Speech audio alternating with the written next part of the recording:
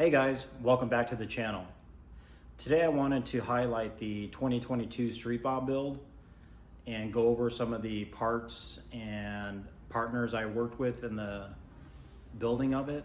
Unfortunately, I did not video any of this at all since it was done last year.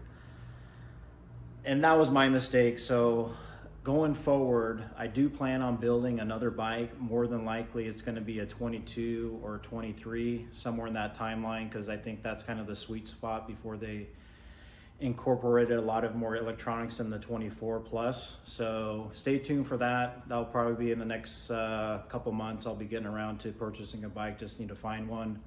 But today I did want to go over the 22 build and just share with you and specifically get some comments around input about the products I chose and your thoughts around this specific build. So stay tuned. Hopefully you guys enjoy the video. All right, guys. So here it is, 2022 Street Bob. I bought this here at Scottsdale of Arizona. Last October 2024. Obviously I bought it used, but it only had 6,000 miles on it, one owner. I was basically looking for something used so I could, customize it a little bit. I got a killer deal on the bike, actually. Like I said, it was 6,000 miles. I got it for $10,000 out the door. Bone stock. It did come with some saddlebags on it, and just a basically stripped down version of the bike itself. So I did do a lot of research on Cycle Trader and some dealers here locally, but I did come across the stock one that I purchased, and this is obviously it. I completely changed it. It came in the stock silver color Harley-Davidson from the factory. So I did all the tins in black. Had a local guy here in Phoenix do the paint itself. Unfortunately, I like the paint job, but after I got it, I was doing a little inspecting of it, and you can see, obviously it's not going to come out on the videos, but there's some, imperfections in the paint itself. I did do a cut and polish on it just to see if I could get that stuff out of the way, but unfortunately that didn't happen. So I'm going to just kind of keep it. Maybe down the road I'll have the tins redone again, maybe in a different scheme, but I just wanted to do something really basic with this build itself, so I didn't want to spend a lot of money on it. This logo, I came up with the idea just from some images I pulled off the internet and kind of did my own spin on it. Incorporated the 1903, because obviously that's important when Harley-Davidson was founded and started. So I wanted to add those, key highlights of it.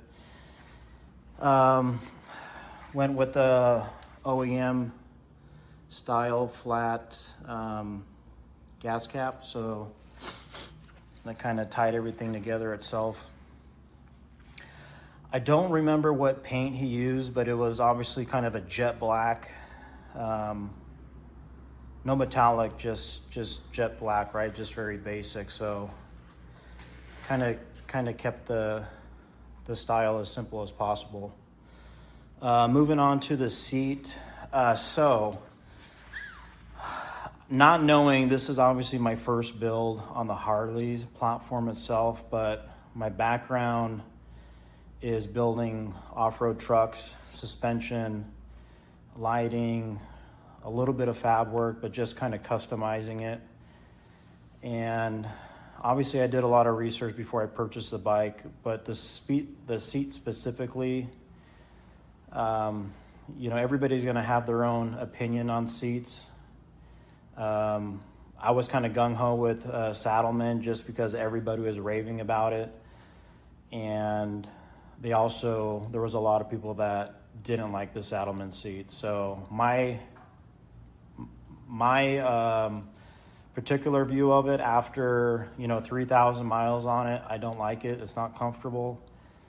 It took a good probably 1,000 miles or maybe more just to kind of get any kind of comfort out of it. This is the SDC side. I wanted a little bit slimmer tail section of it. Since I do ride with my wife 2-up a lot. But I don't know, it's kind of hit or miss with these seats. Some guys like them, some guys don't. I did actually go with a Lapera seat. I'm just waiting on it. So I'll do another video once I get that in to kind of do a side-by-side comparison. But what I've heard so far, the Lapera is bar none from the Saddlemen. So we'll see. I might have this one up for sale. So if anybody's interested on it, I'll post a video on it later. Again, just the tail section of the fender, stock tail fender from the Street Bob. I did change the lights in the back. So I went with Joker Machine. And these guys are out of Lake Havasu, Arizona. They do really good job, really good fabrication. I got a couple of their parts. Very happy with it. These LED lights are super bright on these guys. I was kind of worried about it, but after I installed them and having some of my buddies tell me, if they're riding behind me during the day or night, they are super bright. So I'm pretty excited about them. They actually look pretty good. They did, a slimline version of these. So I incorporated in the back section of the OEM bracket, so they sit nice flush here. Obviously stop, running, and turn signals built into them, so super excited about that. Moving on to the sissy bar. So as I mentioned before, I ride with my wife a lot, 2-up. This was done here locally in Phoenix by a lady fabricator out of Cave Creek. I'll try to post her Instagram on the comments, but I just wanted to have something whipped up. It's 23 inches tall, and it just bolts onto the fender location. I can take it off and on, but I just keep it on, just kind of ties it nicely with the bike itself. Let's see, moving on to the handlebars. So I had a couple different revisions of the handlebars, like a lot of people do, but I ended up going with the thrashing setup. So I went with their OG 8-inch riser. Let me bring this camera up here. And I did actually add a half an extension on it, so I'm at 9 inches. So it actually sits perfectly for where I like the bike to be. I'm 5'10", and it sits just a little bit over my shoulder, so I'm pretty happy about it. Went with the mid-bend bars from Thrashing as well. I think the setup is great. Obviously, there's different options. You can do low, medium, or high bend bars, but I think the overall height of the riser, 9-inch with the medium bend bars, I think I'm just at I want to say 11.5 or 12 inches total. So that position, like I said, is dialed in for me. So if anybody's interested in options, if you're as tall as me, 5'9", 5'10", around there, I think that setup is good. Long distance as well, I don't get too tired on them. And I rode, a couple 100 miles on the bike at one time. So they fit and feel great. Let's see what else. Keeping up on the top bar handle. I forgot where I got these mirrors. These are a V2 version. I'll post it on the link as well. I think they're like $100 each. I think they are something one, but I'll get the manufacturer's name itself and post that. Cross thread. So I didn't hear about these guys. I did a little research, and They actually make some awesome products. They're based in Pennsylvania.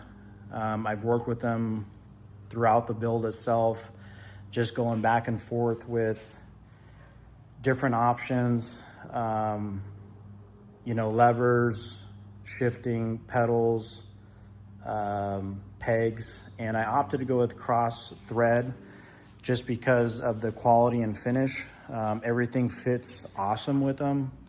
They feel great. These are the shortened version levers, 2 fingers, and you know, the clutch and brake feel great. I love them. You know, there's very little play in them.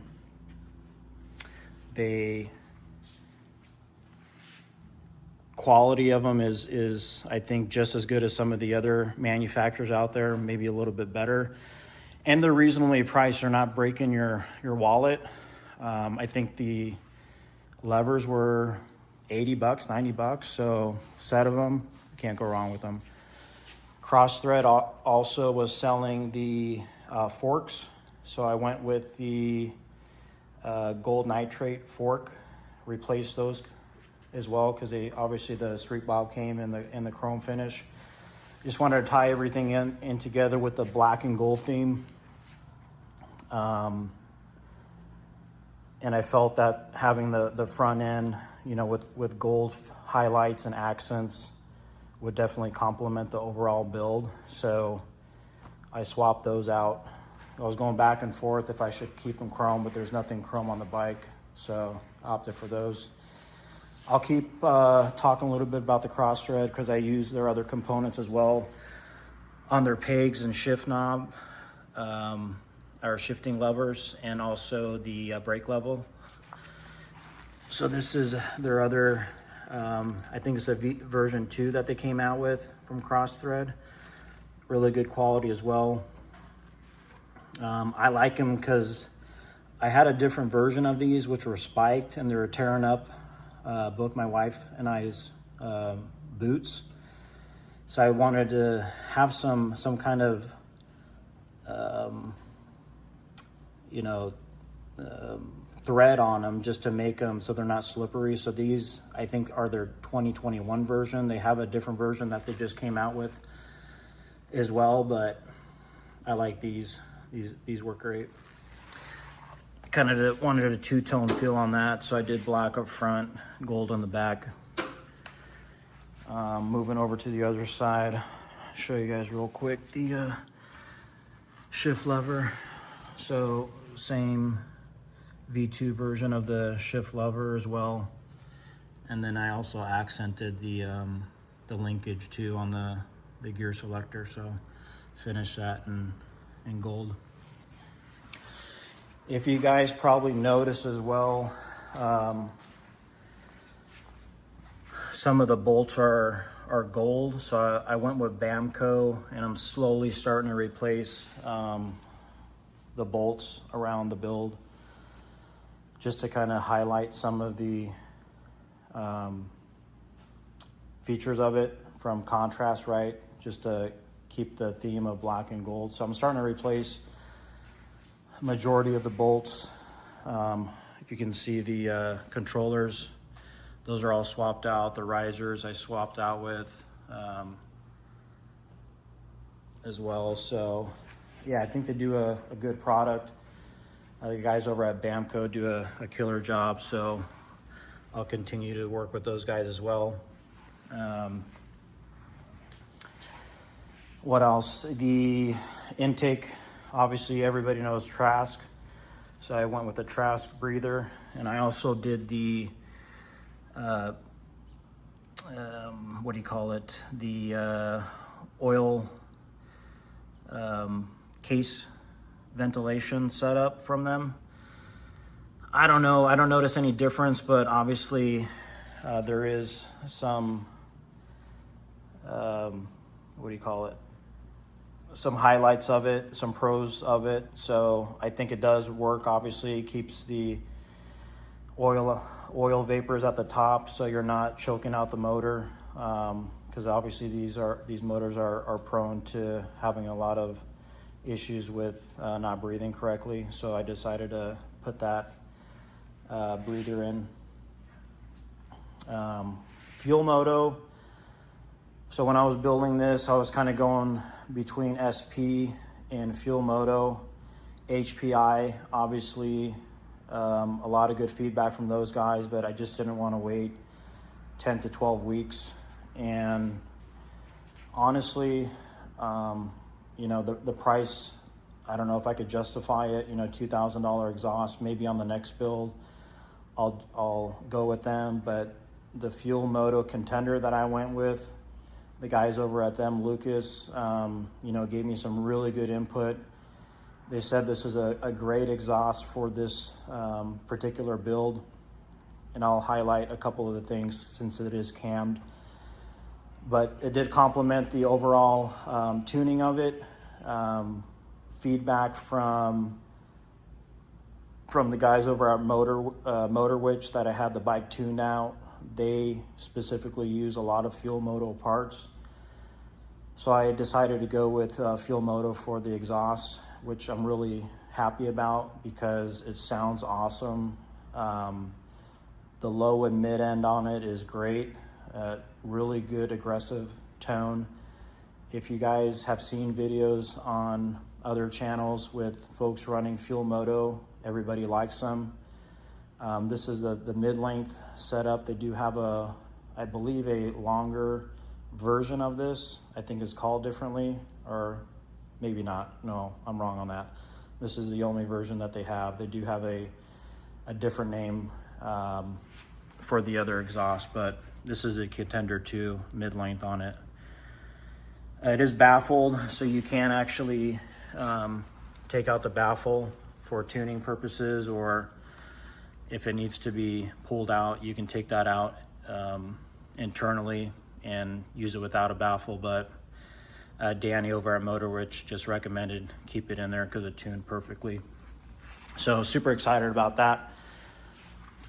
I'll get into the motor here in a second, but just wanted to finish off a little bit other highlights of it.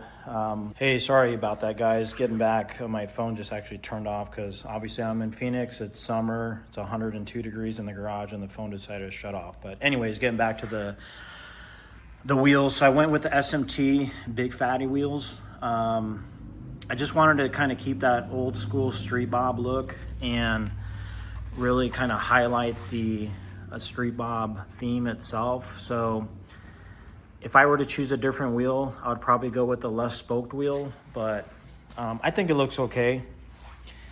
I think it complements the bike. It's a 21 inch up front, 3.5 up front, so it's a 21 by 3.5, and the rear is a 18 by 4.25, I believe.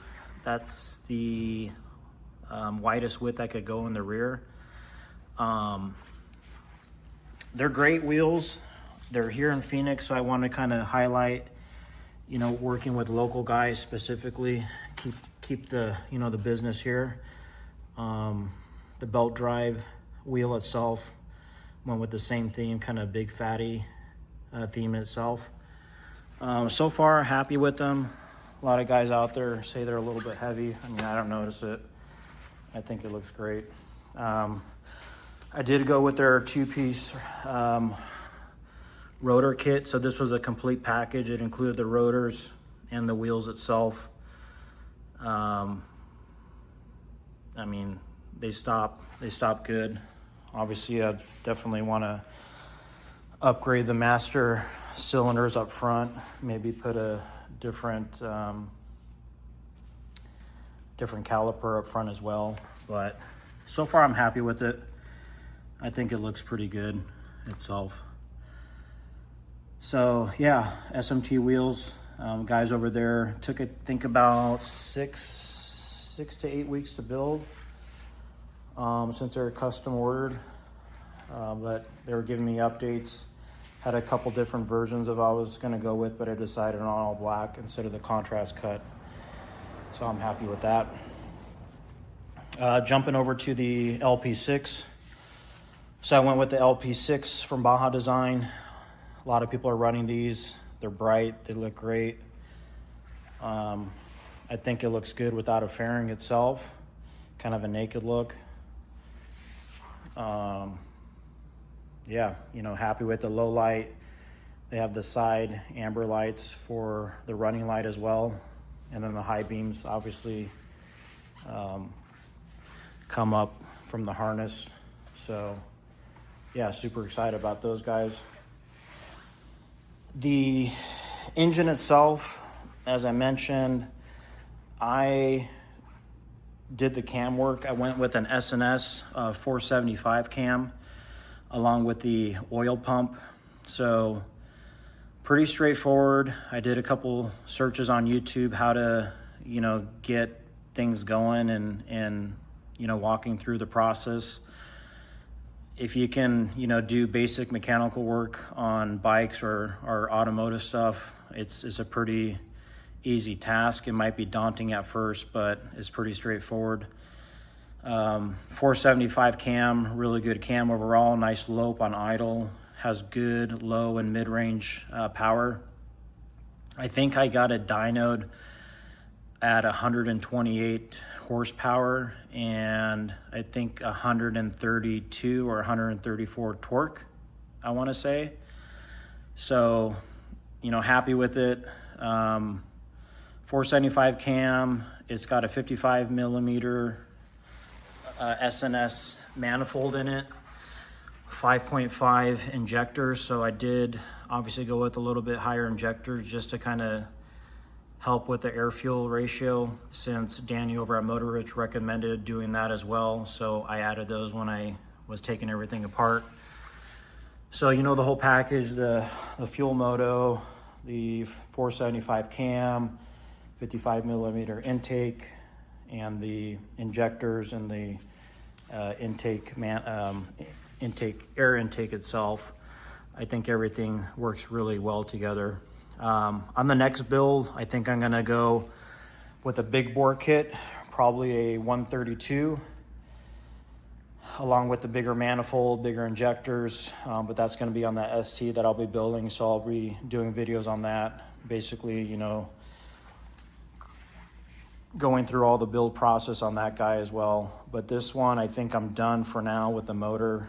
I mean, I'm happy. I use it around town, you know, short trips, a couple long trips on it, but overall, you know, so far I'm really happy with the bike performance. What else can I highlight here? I think for the most part, that's about it. Again, thanks again for tuning in. Please drop some comments. Let me know your guys' thoughts on the build. And, you know, if you would change anything differently, if you think that I maybe went too extreme with the contrast with the black and gold, let me know. I think it's just perfect, honestly. Maybe there's too much gold in it. But I feel, you know, I think it looks pretty decent. But I obviously built it, so let me know what you guys think.